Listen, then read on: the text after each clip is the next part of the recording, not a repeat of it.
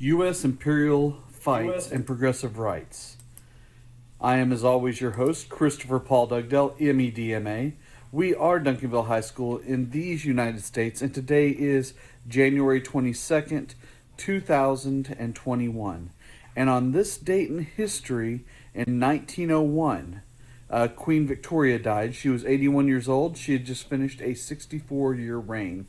And up until a few years ago, she was the longest reigning monarch in the history of England. In fact, three of the top five long reigning monarchs are all in British history are all women. So nice one staying alive, women. Guys, come on. What the crap? We're better than this. Let's live longer and teach them a lesson. I've already died. So, the open door policy, this was created by John Hay, who was the Secretary of State under McKinley. And basically, all that we did was tell everyone that everyone could trade with China. Now, this was very popular to most of the world who wanted to trade with China. This wasn't very popular, however, with China, who did not want to trade with anyone else in the world because they didn't want some of the problems and issues that the other countries were having. Okay? So the U.S. opened up trade to China for the rest of the world. And everyone went along because it benefited them. At least there will be no repercussions. Hello, repercussions. So the Boxer Rebellion. This is a group of Chinese nationalists who were against the invasion and incursion of so many foreign nationals. These foreign nationals came in as a result of the open door policy, started setting up embassies, and these Chinese nationalists went into foreign embassies and killed over 200 people. So, as a result of people trying to protect their own land, there is an international force that's being led by the United States that puts down the rebellion of these Boxers. And not only that, we forced China to pay $333 million for damages done. So we force our way in, then we fight once we're in there against people that are trying to keep us out, and then we make China pay for it. So yeah, I think that pretty much covers everything. So they were happy to have us. So, the election of 1900. McKinley chooses Theodore Roosevelt as his running mate. Now, the truth here is this is done for one major reason. Theodore Roosevelt was becoming way too popular and way too powerful, and people thought the only way to really destroy all of his political power is to give him a pretty worthless position. So they put him in as Vice President of the United States. Now, if you want to know a good way to lose a lot of respect nationally, become the Vice President of the United States, and you will become a political joke as a result of that. Okay? It's not often people really think much of the Vice President of the United States. So the only way that Theodore Roosevelt would become anything from this point forward is if anything happened to McKinley, and, well, that's probably not going to happen. Hello, irony. So, 6 months after McKinley took his office for his second term, he was up in Buffalo at the Pan American Fair. And at the Pan American Fair, he was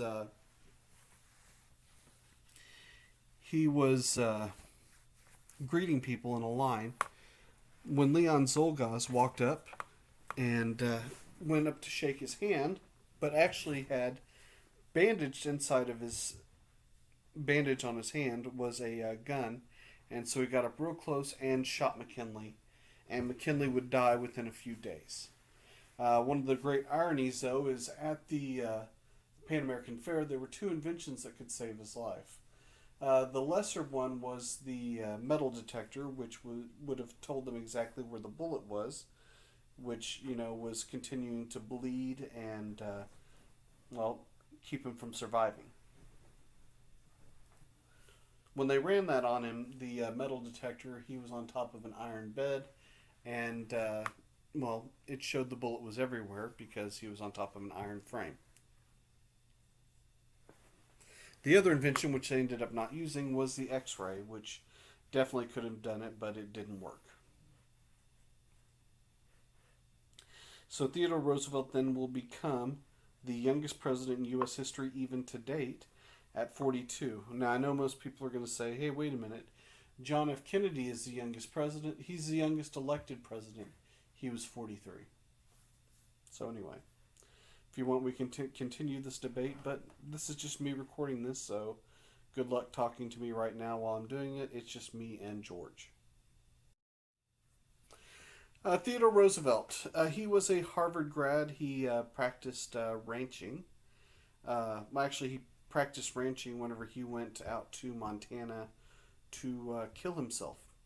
See, whenever he was 21, he was going over to propose to his girlfriend, the love of his life. Whenever he gets over to the house, he finds that she has died earlier that morning without any type of notice.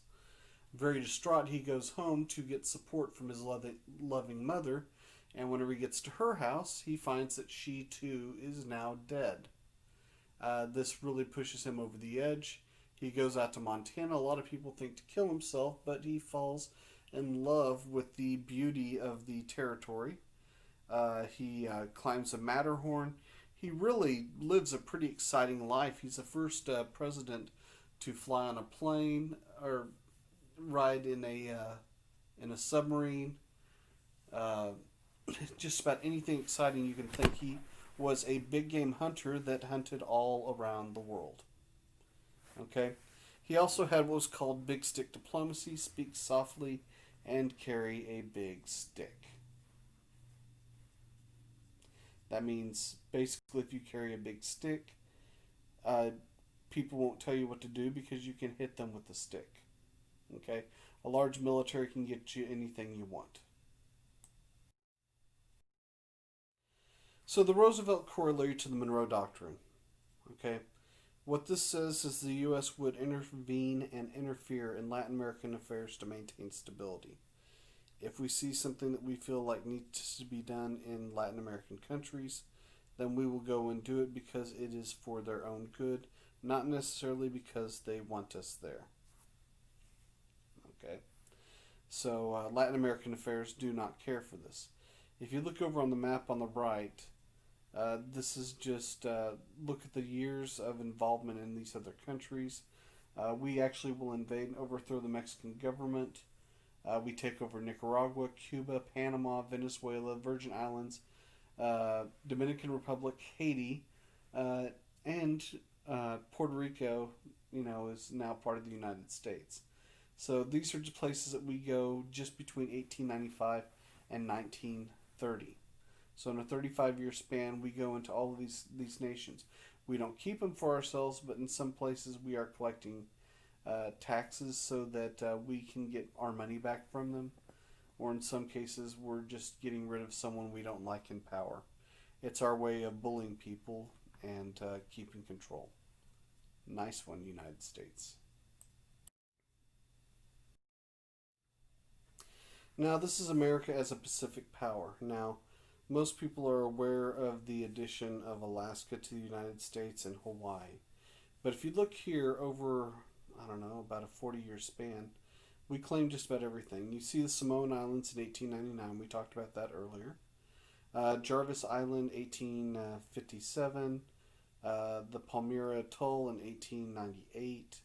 The Hawaiian Islands in 1898. And Midway is still considered part of Hawaii. Johnson Atoll, the Kingman Reef, Howland and Baker Islands, Wake Island.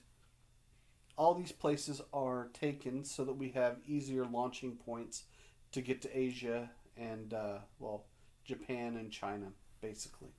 And to do that for trade. But that's why we take all this territory here in the Pacific. I think it's important for us to at least mention why we're taking these lands. Okay, so the Panama Canal.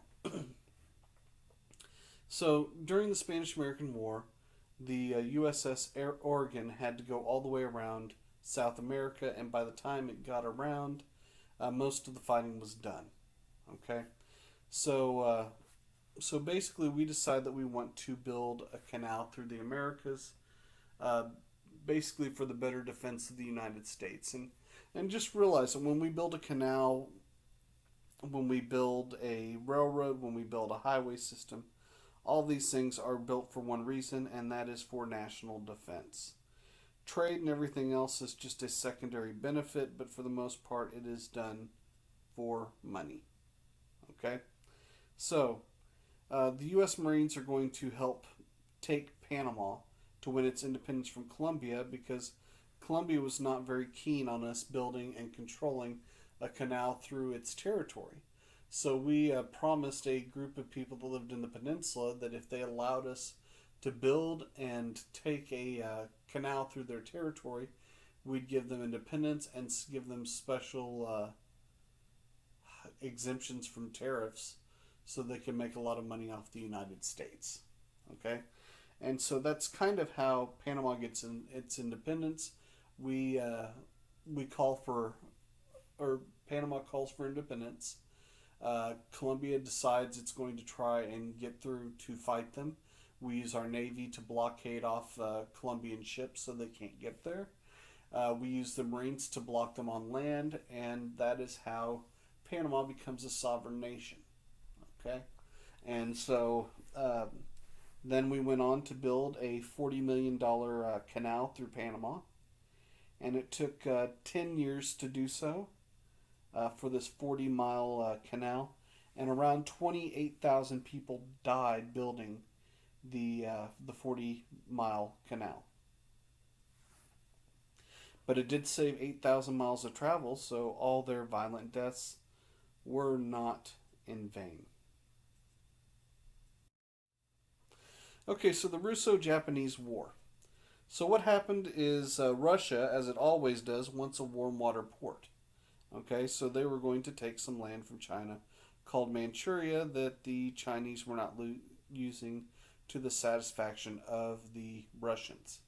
The Japanese also wanted this land. So Russia and Japan will go to war with each other. Okay? So Japan is fighting a very skeleton crew of the Russians because most of the Russians, even though they're, Japan's fighting in Russia, are about 7,000 miles away by land. And so it makes it really hard for the Japanese, or for the Russians to launch a counterattack to the Japanese. So what happens is the Japanese called on Teddy Roosevelt to try and bring a treaty to end the war between Russia and Japan, and this treaty was worked out. Teddy Roosevelt will win the Nobel Peace Prize for ending the war between Russia and Japan. By the way, the Nobel Peace Prize was given for the person that does the most to promote peace during that year. It's actually created by a man by the name of Alfred Nobel, who also invents dynamite. And when he finds out that dynamite's being used to kill people, he is appalled and decides to dedicate the rest of his fortune and the rest of his life to preserving peace. A man of destruction that fights to be known for peace.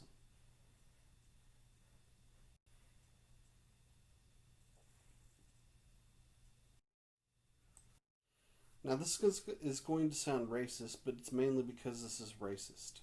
And that's yellow peril. Okay? This is Chinese, Japanese, and Korean students who were segregated from white students after the 1906 San Francisco earthquake.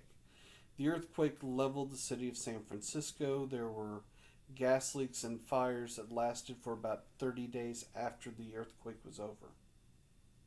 Okay?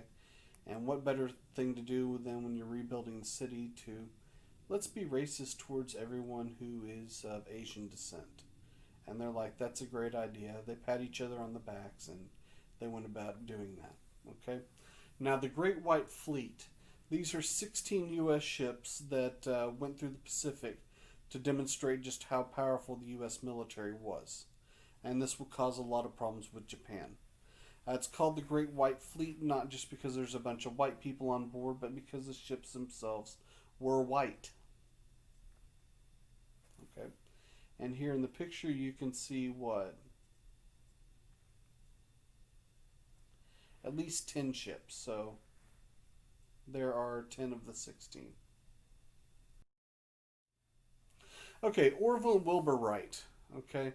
Yes, I went on Orville's on Wilbur's massive forehead because he was bald and had a massive forehead. These two men from Ohio, they owned a bicycle shop there, and they decided that they could master flight. So what they did is they put together a little flyer. They put together an engine on there so it'd be self-propelled, and they were able to achieve liftoff. And they flew for 12 seconds for 120 feet. Okay, in Kitty Hawk, North Carolina. Now, a few years ago, you may not know this, but I raced someone, and we ran 40 yards, and I ran in 6.8 seconds. 40 yards is 120 feet. So I am faster than the very first airplane. So I know when most of you watch this video, you're thinking, I wonder if that guy's as fast as the first airplane? Nope, I'm faster. Nearly twice as fast. To brag. I'm bragging. So, I know a lot of you are like, wow, is he bragging or not? This is officially bragging. So I hope no one is going to live in shame for the rest of their life because they'll never be as, well, anyway, I'm moving on. Hold on, everyone. Oh, by the way, this is one of the most important moments in U.S. history. They did it in Kitty Hawk, North Carolina, because that was one of the windiest cities in the United States with enough property for them to be able to do this. Progressivism. Now, this is born really from populism. Okay, so progressivism is basically the push for being more responsive to American people, okay? Applying scientific principles to society. If you can use a scientific method to solve scientific problems, then why can't you do the same thing with society? Aren't we all governed by rules? And people that believe that, yes, that you are progressive if you believe that changing a few rules can change everything. And it puts power back in the hands of the people. There you can see all of them putting their hands together to make a big, massive fist. This is a movement that's done by both the Democrats and the Republicans. And again, a lot of this is born out of fear that these poor people are going to rise up and overthrow the government. Okay? This will last for a total of 28 years. And it works on all levels of society, in local and national government and state governments. And again, this all comes from populism. So this is an attempt to try and fix the world. So the muckrakers, these are journalists who are trying to create, basically they're trying to fix things. And they're trying to write stories to draw awareness to all types of social, economic problems, to try and get people to create change. It's much like if you live in an apartment today and your landlord's not fixing things, and you might call the journalist to let people know what's going on there. The same thing, if something's going wrong in your school, you might do this to get attention to that before. Okay? They worked hard to make sure that what they were printing was honest and didn't start any lawsuits. So, important work being done by journalists at the time. The Australian ballot. Now, this was a groundbreaking moment in democratic history. Basically, what happened is before, in just about any ballot in the world where you were allowed to vote, you had to go in, publicly declare who you were, and then declare everyone you were voting for out loud. Okay? And what had happened is that could cause you to lose a job, that could cause you to get assaulted once you leave the voting precinct. So to get rid of corruption as far as that, they let everyone vote in secret. Okay. Initiatives. These let normal people introduce laws that Congress had to vote on. So if there was something that you didn't like or something I didn't like, I could get enough support, enough signatures together, and then Congress would have to vote on it. They wouldn't have to vote in favor of it, but they'd at least have to talk about it. Okay. Uh, Recall. This is a special election to remove an official from office. So if you have someone who's not really doing their job well in an elected position, you could get enough signatures together to call for a special election to remove them. The most infamous of these in the last 20 years was when the governor of California was recalled, and Arnold Schwarzenegger became the governor of California. Okay, referendum. This is whenever Congress lets the people decide an issue. So on a ballot, you would get to vote, and you know, I want to vote for. I want to vote for building a new stadium in Arlington. That was a referendum that was put in play, and the people of Arlington got to vote for or against it, and we voted for two new stadiums here in the last 20 years, and well, anyway, so that was through a referendum that they did that. You get them all the time. That might be how new buildings are added to the school district, or sometimes new schools. The 17th Amendment. Okay, now to stop Senate corruption, they wanted the direct election of senators. So, in very short, the 17th Amendment would let people directly vote on who they wanted to serve them in the Senate. So that uh, the direct primary, however, this was something put in to try and also get the people more involved in the voting process. And this is started in Wisconsin by Governor Robert LaFollette. And all party members for a particular party could vote for candidates to run in the general election. We have the direct primary, and we chose all of that this last year. And that's how we got down to the two major candidates of Joe Biden and Donald Trump. They were considered the best two candidates that the two political parties could come up with. Poor United States, right? Anyway, uh, the commission system. This is whenever a board of commissioners or city manager with experience in city services would run cities, instead of just someone that was elected that necessarily wasn't prepared or capable of doing that. This all starts in Texas after the hurricane in Galveston in 1901, when they properly didn't evacuate the city, and tens of thousands of people died. We still don't know how many people died because of how poor the records were of the city, and well, we just have no idea how many people died. But it was a horrible accident, and a better run city could have prevented something like that from taking place.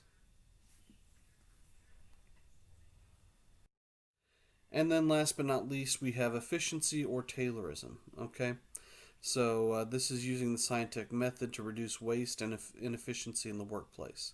So instead of and they would watch the way that people worked, and if you were having to move things from your left to your right, they would set up everything over on your right hand side to begin with, so that you wouldn't lose the time in moving things from one side to the other, and you'd be more efficient in the job that you were trying to do.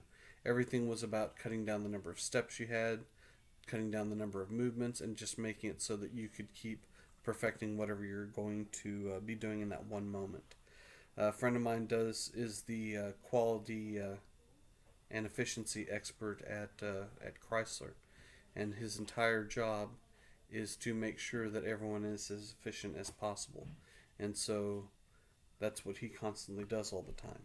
Okay, they also sent people out to study how people worked, and they actually went out to this one factory owned by a man by the name of Hawthorne, and so Hawthorne had a bunch of workers that were working, and they sent in people with clipboards to go and observe them working. Okay, and so they've got several different teams, but they start with this one control group, and as they're watching them, they make a theory after watching them for about a week.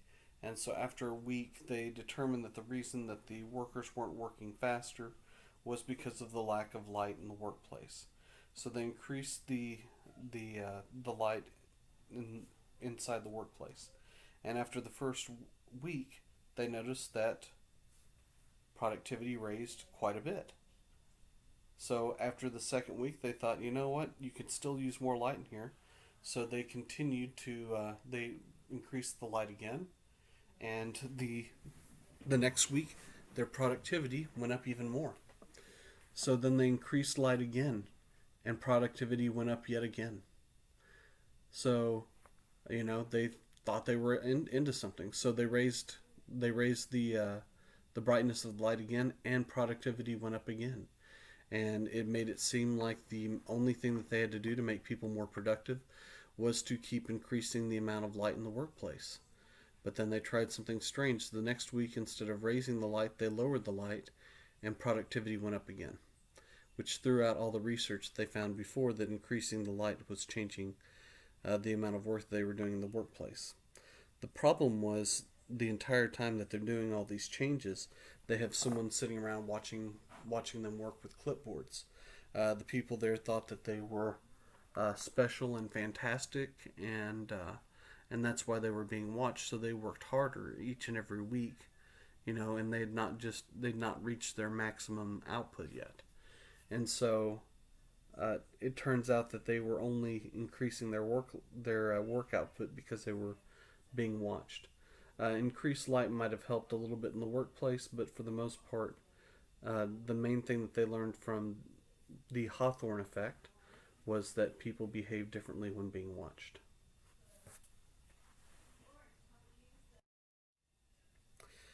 Mueller versus Oregon. Okay, this protected women in the workplace because they had weaker bodies than men. Okay, uh, Lochner versus New York. This created a 10-hour workday for bakers and for factory workers, and and anyone who went over that time period was fined. It was meant to protect workers because it was thought that if you worked much longer in some of these positions, that you were in danger of hurting yourself or hurting others. Okay. Uh, Adkins versus Children's Hospital said that companies could not set minimum wages out of fear that they would also set maximum wages.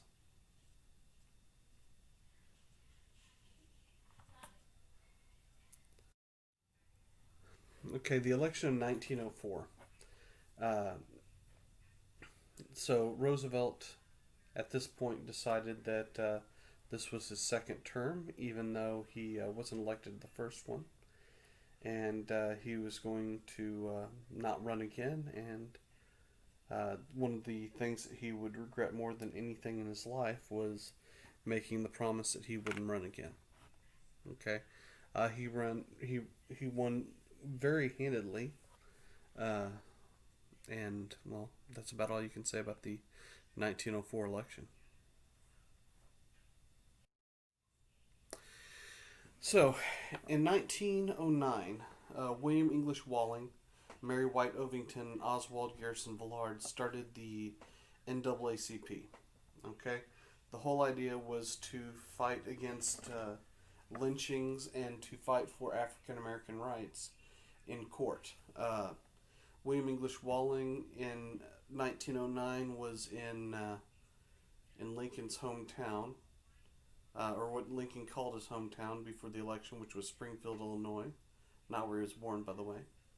And he was there writing a biography on Lincoln when there was uh, there was an attack in the city on all of the black homes. There was some type of riot, so the white community went in and destroyed the homes of the black community. Mary White Ovington was a large proponent for protecting African American rights, and Oswald Garrison Villard, his grandfather was William Lloyd Garrison, the person who published the first anti-slavery newspaper. His grandson inherited the publishing empire he inherited the publishing empire, and he used the majority of their profits to keep the NAACP going, particularly during the Great Depression whenever funds were scarce for everyone. So these three people started a multiracial organization, and anyway, that was in 1909. And this brings us to the end of today. So, made it through yet another day. Everyone have a great day. Keep working hard. Don't cocaine, don't AIDS, and don't COVID. And I'll see you on the other side.